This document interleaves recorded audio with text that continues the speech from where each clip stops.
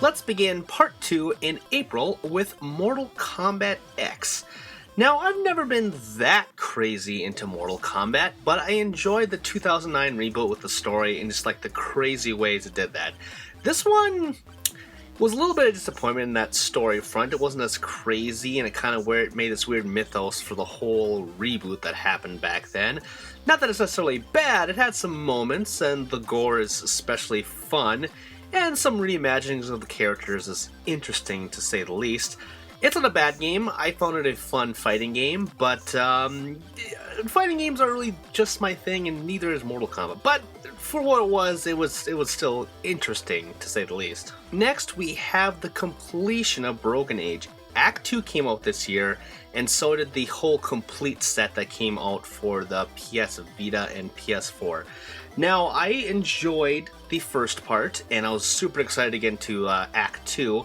And I gotta say that Act 2 isn't as great as Act 1. The puzzles were a lot harder and obscure in Act 2. It really had me racking my brain. It just wasn't fun to go through all the areas the exact same way, but just a little bit differently, but just different puzzles. It wasn't as imaginative and interesting to go through the second time through. That said, I did like the character interactions with the new people in that environment, to not give anything away, and I did like the conclusion somewhat. I'm a really big prider of this game, and I think it's an awesome return to adventure games, and Double Fine. I think it's a really successful Kickstarter that they managed to do. Again, altogether, I think I gave the whole thing like a 4 to 5 star or something like that, with Act 1 being like a 4 and Act 2 being like a 3, and then averaging out to whatever. Anyway, I really like this game, and I think you should really play that if you haven't played any of it so far. And now we move on to May. Speaking of games with a beginning that's awesome but a second part that's not, we have Wolfenstein: The Old Blood. Now, this is kind of a prequel to the New Order of the reboot kind of thing, and it's basically you storming into Castle Wolfenstein. And the thing that worked in the New Order was the story. It was actually a cool story and just kind of wacky, insane, just kind of like, you know, Mortal Kombat with that reboot. But with this Wolfenstein, it was all action, but there wasn't anything there to like really captivate you or motivate you to do these things. It was more like a just ho-hum shooter without much of a story. The gameplay is very similar, but just a little tweaked here and there, and it just wasn't...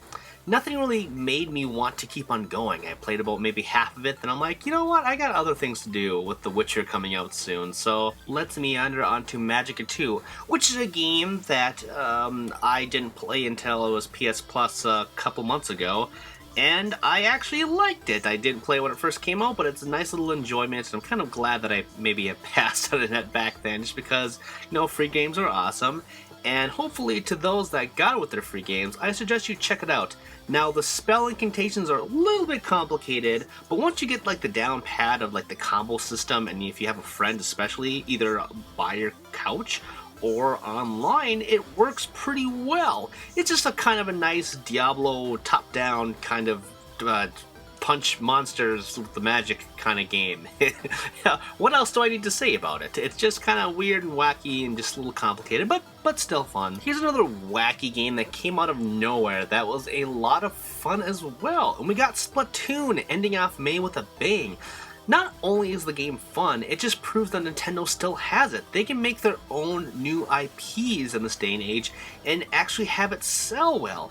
The amiibo were cool, the integration maybe not so much, but these characters, Inkling Boy and Girl, they should have really gave them a little bit more of a story. They should give the whole thing a story. There was a campaign, it was more like a training thing to go through everything. I mean, there are bosses, but it didn't really feel like anything was really at stake, even though you're taking on the Octarians or whatever. The multiplayer, though, is a kind of a nice take on the whole multiplayer thing, where you're trying to cover the bases and everything with ink instead of, you know, killing people. And even if you are, it's not like you're killing them, you're just kind of putting them out of commission as they like slink away at the squid. It's just really cool. I can't wait to see what they do with this next. I mean, just a brilliant move on their part. I'm really glad to see that they really pulled it off. Alright, and let's end part 2 with June. Now, we have Massive Chalice, which is something that I've been sitting on for a very long time. I got into the beta last year, and I couldn't talk about this game. I could put up a preview, basically, but I couldn't do an actual review. It took a very long time before it was actually complete, and, the final game, it still had bugs. It was pretty much the exact same game.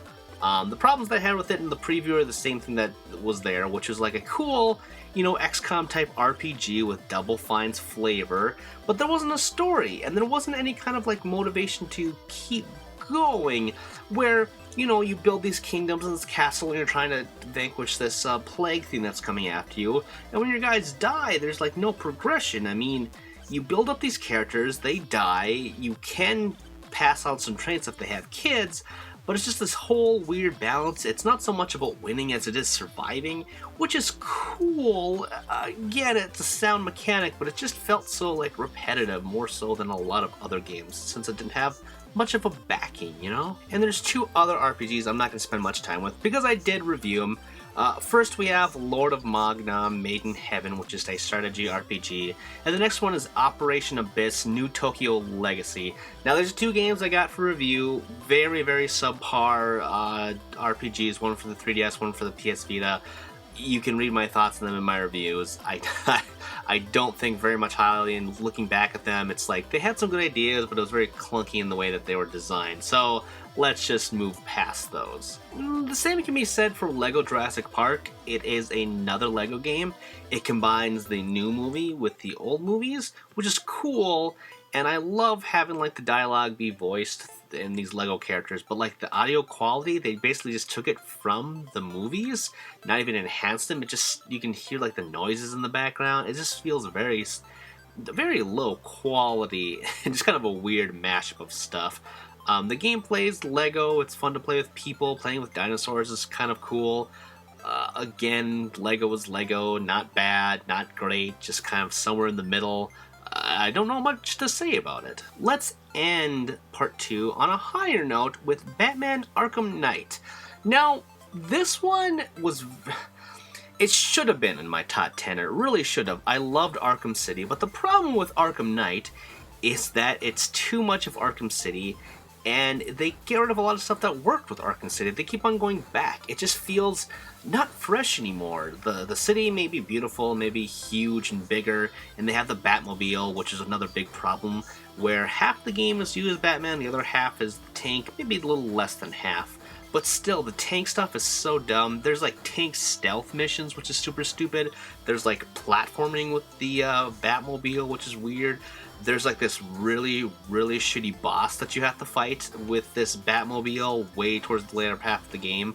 It's just too much Batmobile. If it was like a optional thing or a thing that you do every once in a while, or even a like a boss thing, like you didn't know that you're gonna get the Batmobile, then all of a sudden like, oh my god, I have the Batmobile, this is so awesome. But when they really shove it down your throat, and I really do mean shove it down your throat, it's not exciting, it's not special, it's just very clunkily designed. The stuff that worked before is working better now.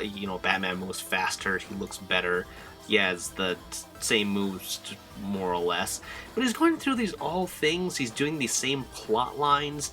The payoff at the end is kind of very not great. I mean, there's a couple cool like twist moments, but I was very disappointed with Batman Arkham Knight. I think it's still a great game, just a lot of things hold it back for me, and it really just doesn't, it leaves a sour mouth, or a sour taste in my mouth, really, in the whole Batman conclusion, basically.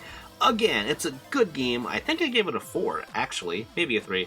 I'm pretty sure I gave it a 4, because it's still a really good game, just like not anywhere near my top stuff. I think in the whole trilogy, excluding the Batman Begins one, or Origins, whatever it was called, I think this one ranks below, I think it's City, Asylum, Night, and then Origins, basically. So there you go. Alright, that was part 2, and now let's move on to part 3 in the next video. Boom, ba-jack, boom, boom, ba-jack, boom, ba-jack, boom, boom, ba-jack.